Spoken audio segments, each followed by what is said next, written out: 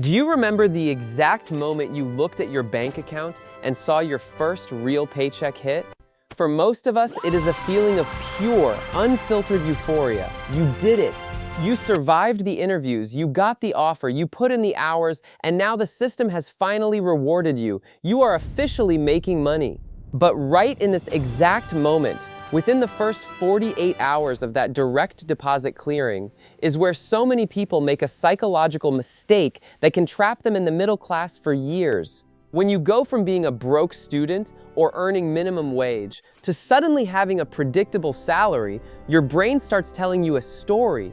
It says, you deserve this, buy the car, upgrade the apartment, get the watch. You have suffered enough. That is how lifestyle creep begins. And lifestyle creep is one of the quietest ways people stay stuck. Today we are going to do the opposite. I am going to show you exactly what to do with your first paycheck so you can build a real financial system, not just spend like you are rich for one weekend. This is not about saving pennies. This is about setting up a machine that makes your money work for you. Let's build it. First step, the 48-hour freeze and the audit. The 48-hour rule. The first thing you should do when that paycheck hits is simple, absolutely nothing. I call it the 48-hour freeze. Do not go to the dealership, do not open Amazon, do not book a flight, do not make a giant emotional purchase just because you finally can. Right now, your emotions are high. That is not the moment to make expensive decisions. Give yourself 2 days to let the excitement settle. The financial audit. Once your head is clear, it is time to look at the numbers. You cannot build a financial plan if you do not know your starting point. So grab a notebook or open a spreadsheet and write down these 3 things. Total net income, the exact amount that hits your bank account after taxes. Total fixed expenses, rent, utilities, insurance, minimum debt payments, and basic groceries. Total debt, student loans, auto loans, and especially credit card debt. Write down the balance and the interest rate for each one. If those numbers make you uncomfortable, that is fine. Comfort is not what builds wealth. Awareness does. Second step, triaging the bleeding. Step 1, the starter emergency fund. Before investing a single dollar, you need a small buffer between yourself and life, because life will happen. Your car will break down. Your phone will die.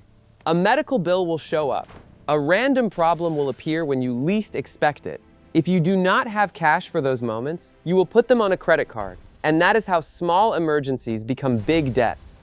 So with your first paycheck, start building a starter emergency fund. Your first goal is $1,000, not 6 months of expenses, not a perfect financial cushion, just a starter buffer. Keep that money in a high-yield savings account, not in your checking account where you can accidentally spend it. It should be accessible, but not sitting there tempting you every day. Step 2, the avalanche of bad debt. If you have consumer debt, especially credit cards or personal loans with high interest, this is a financial emergency. There is no investment that reliably beats 20% or 25% credit card interest. If you are carrying that kind of debt, paying it off is one of the best returns you can get. Use the debt avalanche method. Pay the minimum on everything else and put extra money toward the debt with the highest interest rate first. This is not glamorous, but it is smart. Step 3, the 50-30-20 golden ratio. Once you have started the emergency fund and you are attacking high-interest debt, you need a simple structure for the rest of your money. One of the easiest frameworks is the 50-30-20 rule. 50% of your take-home pay for needs, 30% for wants, and 20% for savings and debt payments. It is a rule of thumb, not a law. So if your situation is tight, use it as a guide and adjust it to reality. The 50% needs. 50% of your net income should go to your absolute necessities: housing, groceries, transportation, basic utilities, and minimum debt payments. The 30% wants. This is your guilt-free spending money. Dining out, hobbies, subscriptions, travel, clothes, and anything else that improves your life but is not essential. The 20% savings and debt. This is where your future gets funded. Use this part to build your emergency fund, pay off debt faster, and invest for the long term. Step 4, capturing free money and compounding. The employer match. If your employer offers a 401k match, this is one of the best first moves you can make. But before you treat it like free money, check your plan's vesting rules, because employer contributions can vest over time depending on the plan. If your company matches part of your contribution, contribute at least enough to get the full match. Otherwise, you may be leaving part of your compensation on the table. The Roth IRA. Once you've captured the match, open a Roth IRA if you are eligible. A Roth IRA is different from a traditional IRA because contributions are not deductible, but qualified distributions are tax-free. But here is the part beginners miss. Opening the account is not enough. A Roth IRA is just the container. You still need to invest the money inside it. For most beginners, a broad index fund is a simple place to start. An index fund is a mutual fund, or ETF, that seeks to track the returns of a market index, and diversification is one of the main ways to reduce risk by not putting everything in one basket. The power of time. The earlier you start investing, the more time your money has to grow. That is why small habits started early can matter more than big habits started late.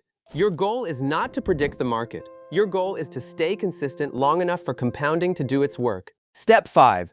Automation and lifestyle creep. You know the rules now. You know the math. But human beings are terrible at relying on willpower. If you have to manually move money into savings and investing every month, you will eventually slip. You will get busy.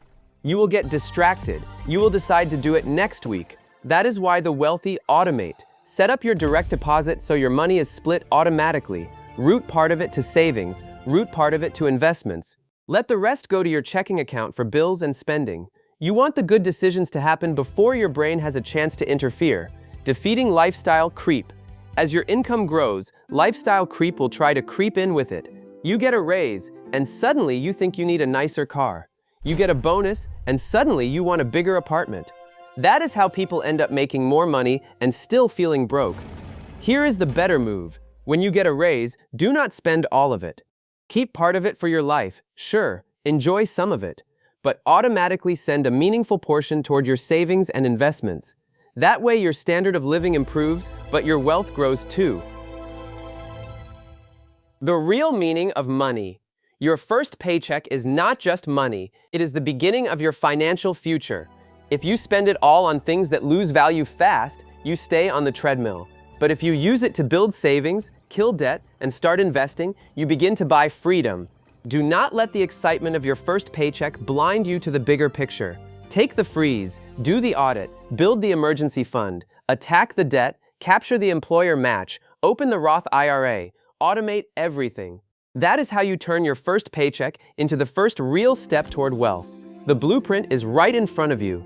The only question now is, what are you going to do with your next deposit? If this video helped you think differently about money, subscribe for more practical personal finance videos. Save this one for later and share it with someone who just got their first real paycheck.